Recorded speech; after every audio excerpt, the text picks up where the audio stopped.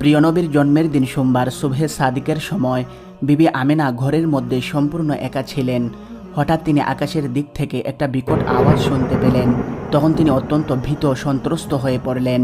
কিছুক্ষণ পর তিনি দেখতে পেলেন মোরগ আকৃতির একটি পাখি উড়ে এসে তার ঘরের মধ্যে প্রবেশ করল। অতঃপর পাখিটি তার একটি পালক দিয়ে আমেনার মাথায় স্পর্শ করল। ফলে তৎক্ষণাৎ আমেনার অন্তর থেকে সমস্ত ভয় ভীতি দূর হয়ে যায় এবং তিনি বেশ আনন্দ ও আরাম বোধ করতে লাগলেন। তখন পাখিটি কিছু মিষ্টি জাতীয় খাদ্য আমেনার মুখে তুলে দিল। অতঃপর পাখিটি পুনরায় আকাশের দিকে উড়ে চলে গেল। পাখিটি চলে যাওয়ার পর হঠাৎ একজন সুন্দর যুবক আমেনার ঘরে হাজির হলেন। তার হাতে ছিল একটি শরবতের গ্লাস। যুবকটি বিবি আমেনাকে বলল, হে আমেনা, আপনি এই শরবতটি পান করুন। তখন বিবি আমেনা যুবকটির কথা মতো শরবত পান করলেন। শরবতটি ছিল অত্যন্ত মিষ্টি এবং দুধের মতো সাদা। আমেনা শরবত পান করা হলে সেই যুবকটি সেখান থেকে চলে যান। কিন্তু আমেনা যে শরবত পান করেছিলেন সেই শরবত থেকে যেন একটা অপরূপ জ্যোতি বের হয়ে উর্দু আকাশের দিকে উঠে গেল। তারপর কয়েকজন সুন্দরী নারী আকাশ থেকে এসে আমিনার কাছে উপস্থিত হলেন। তখন আমেনা তাদেরকে জিজ্ঞেস করলেন, হে মহিয়সী রমণীগণ, আপনারা কারা?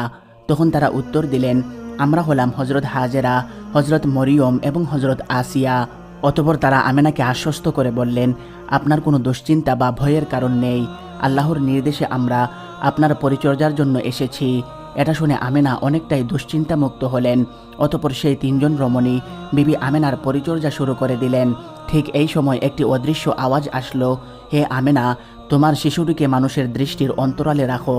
অতঃপর কয়েকজন সুন্দরী মহিলা মেশকে আম্বর এবং অন্যান্য সুগন্ধি দ্রব্য নিয়ে আমিনার ঘরে প্রবেশ করল। ইতিমধ্যে আমেনা লক্ষ্য করছিলেন যে কতগুলো অপূর্ব পাখি তার ঘরের উপর উড়ে বেড়াচ্ছে।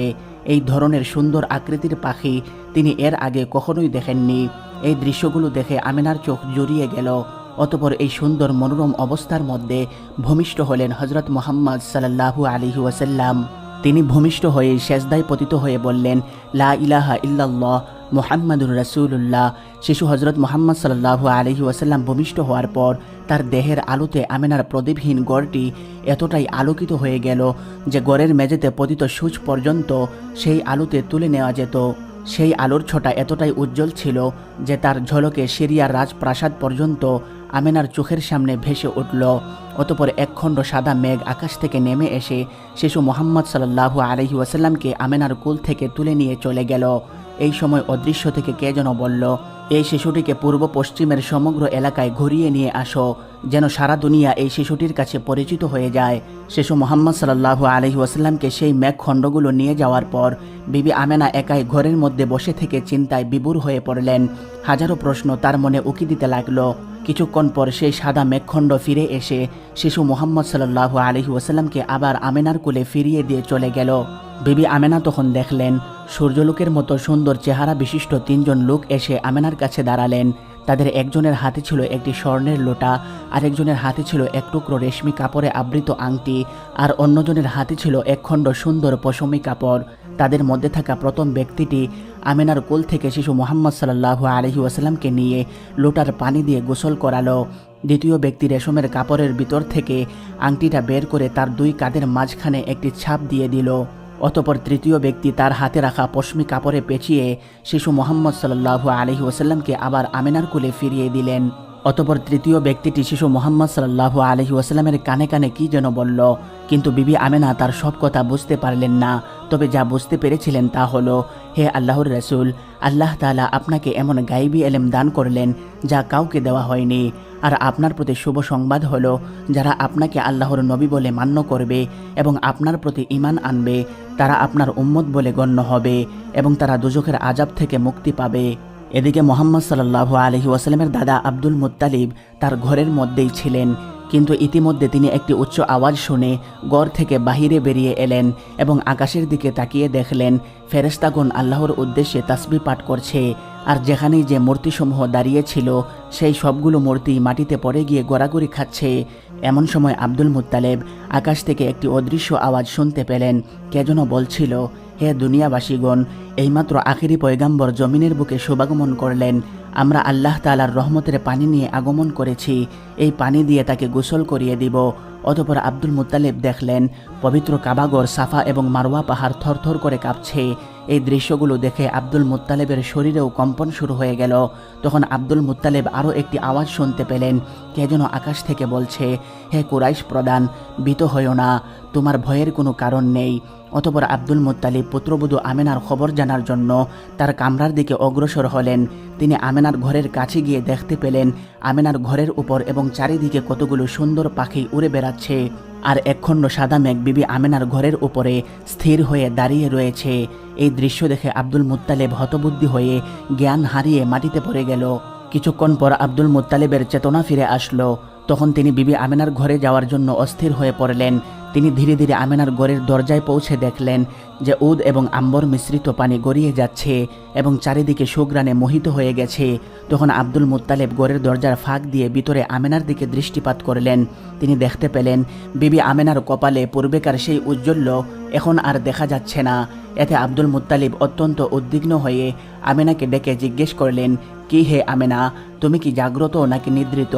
তখন বিবি আমেনা বললেন, আব্বাজান, আমি জাগ্রত আছি। তখন আব্দুল মুত্তালিব তাকে জিজ্ঞেস করলেন, তোমার চেহারায় এতদিন যে নূর বিচ্ছুরিত হচ্ছিল তা কোথায় গেল? তোমার ললাটে যে তা দেখা যাচ্ছে না, ব্যাপার কি মা? তখন বিবি আমেনা বললেন, আব্বাজান, ওই নূর তো আমার ছিল না, সেই নূর যার ছিল সে তো এইমাত্র আমার গর্ভ হতে ভূমিষ্ঠ হয়েছে। তখন আব্দুল মুত্তালেব বললেন, তাহলে সেই মোহনীয় পরশমণিকে আমার কাছে দাও, আমি তাকে দেখে চক্ষু শীতল করি। বিবি আমেনা তখন বললেন, আব্বাজান, একটু ধৈর্য ধারণ করুন, আপনি তো শিশুর দাদা, সব সময়ই শিশুকে দেখবেন। এখন একটু অসুবিধা আছে বলে তাকে আপনার কোলে তুলে দিতে পারছি না। এই কথা শুনে আব্দুল মুত্তালেব নিজেকে অপমানিত বোধ করলেন এবং রাগে অধীর হয়ে ঘরে প্রবেশ করতে উদ্যত হলেন। কিন্তু হঠাৎ এক ভীষণ আকৃতির লোক এসে আব্দুল মুত্তালেবকে বাধা দিয়ে বলল, তুমি এখন ঘরে প্রবেশ করতে পারবে না, কেননা এখন ঘরের মধ্যে ফেরেশতাগণ শিশুর পরিচর্যায় ব্যস্ত আছে। যেই লোকটি আব্দুল মুত্তালেবকে বাধা দিল তার মতো ভীষণ আকৃতির লোক আব্দুল মুত্তালেব আর ইতিপূর্বে কখনোই দেখেননি। তাই তিনি ভয় পেয়ে ঘরের ভিতর প্রবেশের চেষ্টা থেকে বিরত থাকলেন। অতঃপর ফেরেশতারা চলে যাওয়ার পর আব্দুল মুত্তালিব আমিনার ঘরে ছুটে এলেন। নবজাতক শিশুকে দেখে তার হৃদয় স্বর্গীয় আনন্দে পরিপূর্ণ হয়ে উঠল। তাই বা হবে না কেন, এ যে আবদুল্লাহর পুত্র। পরম আনন্দে তিনি সেই শিশুপুত্রকে কোলে তুলে নিলেন, কপালে মুখে চুমু খেলেন। অতঃপর শিশু নবীকে নিয়ে আব্দুল মুত্তালিব পবিত্র কাবা শরীফে পৌঁছালেন এবং তাকে নিয়ে কাবা শরীফ তাওয়াফ করলেন। অতঃপর জন্মের 7ম দিনে আব্দুল মুত্তালিব উট কুরবানি করে সকল কুরাইশকে দাওয়াত খাওয়ালেন। দাওয়াত খাওয়া শেষ করে নিমন্ত্রিতদের মধ্য থেকে একজন আব্দুল মুত্তালিবের কাছে এসে বললেন, আব্দুল মুত্তালিব, কি মনে করে আপনার নাতির নাম মোহাম্মদ রাখলেন? আপনার বংশগত কোনো নাম রাখলেন না কেন? তখন আব্দুল মুত্তালিব বললেন, আমি চাই স্বর্গমত্ত জুড়ে সর্বত্রই তার প্রশংসা হোক, এমনকি স্বয়ং স্রষ্টাও তার প্রশংসা করুন, তাই তার নাম মোহাম্মদ রেখেছি। এদিকে আরবের রীতি অনুযায়ী রাসূল সাল্লাল্লাহু আলাইহি ওয়াসাল্লামের জন্য একজন দুধমাতার প্রয়োজন ছিল, কিন্তু কোথাও কোনো দুধমাতার সন্ধান পাওয়া যাচ্ছিল না। তাই আপাতত কিছুদিন আবু লাহাবের দাসী সুয়াইবা মুহাম্মদ সাল্লাল্লাহু আলাইহি ওয়াসাল্লামকে দুধ পান করালেন। কিছুদিনের মধ্যেই বনি সাদ গোত্রের দায়ীরা নবজাতক শিশুর সন্ধানে মক্কায় এসে গেল। তারা এসে তাদের পছন্দ মতো শিশুকে নির্বাচন করতে লাগলো। অনেকেই শিশু মুহাম্মদ সাল্লাল্লাহু আলাইহি ওয়াসাল্লামের কাছে এসেছিলেন, কিন্তু এতিম শিশু হওয়ার কারণে কেউ নিলেন না, কারণ তাকে দুধ পান করালেও কোনো উপঢৌকন পাওয়া যাবে না। এদিকে বিবি হালিমা রাদিয়াল্লাহু তাআলা আনহা তার স্বামীর সাথেই ছিলেন। তিনি শারীরিকভাবে দুর্বল এবং গরিব হওয়ার কারণে কোনো শিশু পেলেন না। তাই তিনি তার স্বামীকে বললেন, আল্লাহর কসম, আমার ভীষণ দুঃখ পাচ্ছে। সমস্ত মহিলারা কুল ভরে বাচ্চা নিয়ে ঘরে ফিরে যাচ্ছে, আর আমার কুল এখনও খালি। আমি যাই, ওই এতিম বাচ্চাটাকেই নিয়ে আসি। খালি হাতে ফেরার চেয়ে একটা এতিম বাচ্চা নিয়ে ফেরাই ভালো হবে। তখন স্বামী বললেন, ঠিক আছে, যাও, তাকেই নিয়ে আসো, এতে আর অসুবিধা কি? হয়তো আল্লাহ তাআলা আমাদের জন্য তাতেই অনুগ্রহ করবেন। অতঃপর হালিমা বিবি আমেনার কাছে গিয়ে শিশু মুহাম্মদ সাল্লাল্লাহু আলাইহি ওয়াসাল্লামকে কোলে তুলে নিলেন। সন্তানের জন্য দুধমাতা পেয়ে আনন্দে আমিনাও প্রচণ্ড খুশি হলেন। অতঃপর হালিমা শিশু মুহাম্মদকে বুকে ধরে তার শুকনো স্তন মুখে দিলেন। তখন তার স্তনের নামমাত্র দুধ ছিল, কিন্তু কি আশ্চর্য ব্যাপার, মুহাম্মদ সাল্লাল্লাহু আলাইহি ওয়াসাল্লাম মুখ দেওয়ার সাথে সাথে দুধের স্রোত জারি হয়ে গেল। বুকে দুধ ভরে উঠল। দুধের স্রোতে বাচ্চার মুখ ভিজে যেতে লাগলো।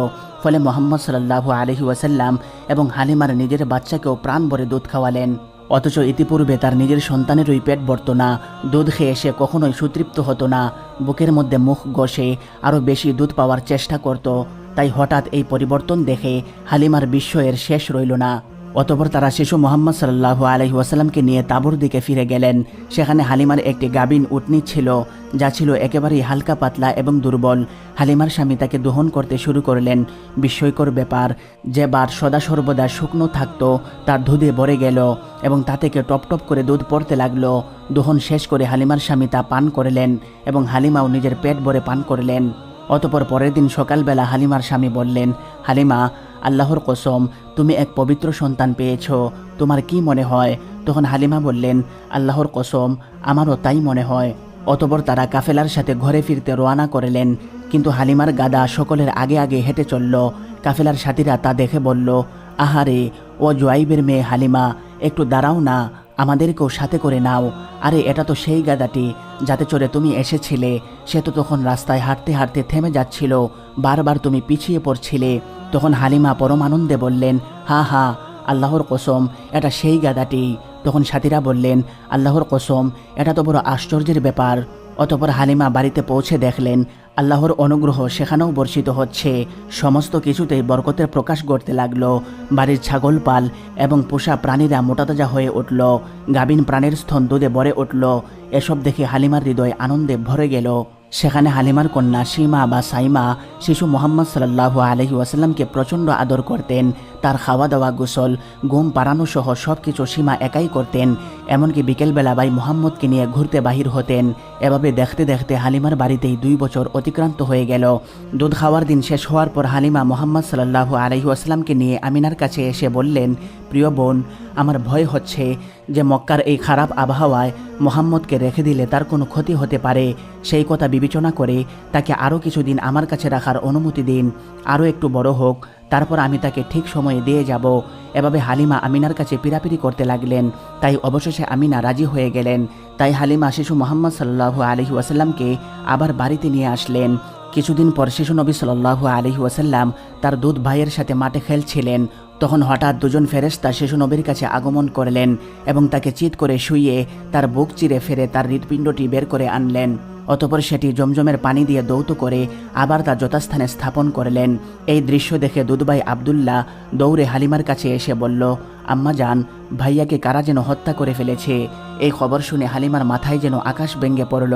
তিনি দৌড়ে সেখানে গিয়ে দেখলেন শিশু নবী সাল্লাল্লাহু আলাইহি ওয়াসাল্লাম ভয়ে বিবর্ণ হয়ে বসে আছেন। হালিমা তখন জিজ্ঞেস করলেন, বাবা, তোমার কি হয়েছে? তখন শিশু নবী সাল্লাল্লাহু আলাইহি ওয়াসাল্লাম ভয়ে ভয়ে সব কিছুর বর্ণনা দিলেন। এসব শুনে হালিমাও ভয় পেয়ে গেলেন। কিছুদিন পর হালিমা শিশু মোহাম্মদ সাল্লাল্লাহু আলাইহি ওয়াসাল্লামকে সাথে নিয়ে বসেছিলেন। তখন হাবশার কয়েকজন খ্রিস্টান সন্ন্যাসী সেখান দিয়ে যাচ্ছিল। তারা শিশু মোহাম্মদ সাল্লাল্লাহু আলাইহি ওয়াসাল্লামকে দেখতে পাওয়া মাত্রই সেখানে দাঁড়িয়ে গেল। তারা এগিয়ে এসে মোহাম্মদ সাল্লাল্লাহু আলাইহি ওয়াসাল্লামকে খুব মনোযোগ সহকারে দেখতে লাগলো। তারা হালিমাকে জিজ্ঞেস করলো, এই বাচ্চাটি কার? হালিমা তখন বললেন, এই বাচ্চাটি আমার নয়, তবে আমার কাছে আমানত দেওয়া হয়েছে। তারপরে একজন সন্ন্যাসী অন্যান্যদেরকে উদ্দেশ্য করে বলল, চলো আমরা এই বাচ্চাটিকে নিয়ে যাই। এর মধ্যে মহাপুরুষের লক্ষণ রয়েছে, কোনো কালে সে একজন মহাপুরুষ হবে। বিবি হালিমা তাদের মতলব বুঝতে পেরে ঘাবড়ে গেলেন। তাই তিনি বিলম্ব না করেই শিশু মোহাম্মদ সাল্লাল্লাহু আলাইহি ওয়াসাল্লামকে নিয়ে অতি দ্রুত সেখান থেকে চলে গেলেন। অতঃপর হালিমা রাদিয়াল্লাহু তাআলা আনহা পরিস্থিতি বিবেচনায় বাধ্য হয়ে শিশু মোহাম্মদ সাল্লাল্লাহু আলাইহি ওয়াসাল্লামকে আমিনার কাছে ফিরিয়ে দিলেন। তখন নবীজির বয়স ছিল মাত্র 5 বছর। তারপর থেকে নবী করিম সাল্লাল্লাহু আলাইহি ওয়াসাল্লাম তার দাদা আব্দুল মুত্তালিব এবং মা আমিনার ভালোবাসায় বড় হতে লাগলেন। একদিন শিশু নবী মোহাম্মদ সাল্লাল্লাহু আলাইহি ওয়াসাল্লাম বাহির থেকে এসে আমিনাকে বললেন, আম্মা জান, আমার সাথীদেরকে তাদের বাবা অনেক আদর করে, কিন্তু আমি আমার আব্বাজানকে এখনও দেখিনি। আপনি বলুন, আমার আব্বাজান কোথায়? শিশুপুত্রের এমন প্রশ্নে বিবি আমিনা স্তব্ধ হয়ে গেলেন। তিনি ছেলেকে কোনো উত্তর দিতে পারেননি। অতঃপর শ্বশুর আব্দুল মুত্তালিবের অনুমতি নিয়ে বিবি আমিনা মদিনার দিকে রওনা করলেন। তখন তার সাথে ছিল শিশু নবী এবং দাসী উম্মে আইমান। চলতে চলতে একটি কবরের সামনে এসে বিবি আমিনা দাঁড়িয়ে গেলেন এবং শিশু নবীকে বললেন, হে মোহাম্মদ, তুমি আমাকে জিজ্ঞেস করেছিলে তোমার বাবা কোথায়? তোমার বাবা এই কবরেই ঘুমিয়ে আছে, ভালো করে দেখে তৃপ্তি মিটিয়ে নাও। অতঃপর মা ছেলে কবরের পাশে অনেকক্ষণ অশ্রু বিসর্জন করলেন। অতঃপর মদিনার আত্মীয় স্বজনদের থেকে বিদায় নিয়ে আবারও মক্কার দিকে রওনা করলেন। চলতে চলতে যখন আবুয়া নামক স্থানে এসে পৌঁছালেন, তখন আমিনা অসুস্থ হয়ে পড়লেন। জনশূন্য জায়গায় সাহায্য করার মতো কেউ ছিল না। তিনি বুঝে গেলেন যে এটাই তার শেষ সময়। তাই তিনি দাসী উম্মে আইমানকে বললেন, প্রিয় বোন, আমার মনে হচ্ছে আর মক্কায় ফিরে যাওয়া হবে না। আমি হয়তো এখানেই ইন্তেকাল করব। তোমার প্রতি আমার একটাই চাওয়া, তুমি আমার মোহাম্মদকে দেখে রাখবে। তখন উম্মে আইমান বললেন, আপনি আমার মনিব হয়েও ছোট বোনের মতো ভালোবাসায় আগলে রেখেছিলেন। আমি আপনাকে কথা দিচ্ছি, আপনার ছেলেকে কখনো মায়ের অভাব বুঝতে দেব না। জীবনের শেষ নিঃশ্বাস পর্যন্ত ছায়ার মতো তার সাথেই থাকব।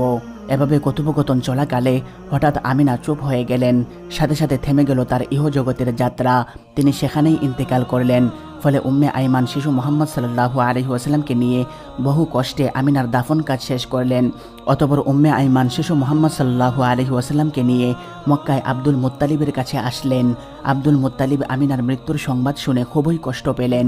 কিছুদিন পর শিশু নবী সাল্লাল্লাহু আলাইহি ওয়াসাল্লাম দাসী উম্মে আইমানকে আজাদ করে দিয়ে বললেন, আজ থেকে আপনি সম্পূর্ণ মুক্ত, আপনি যেখানে ইচ্ছা সেখানেই চলে যেতে পারেন।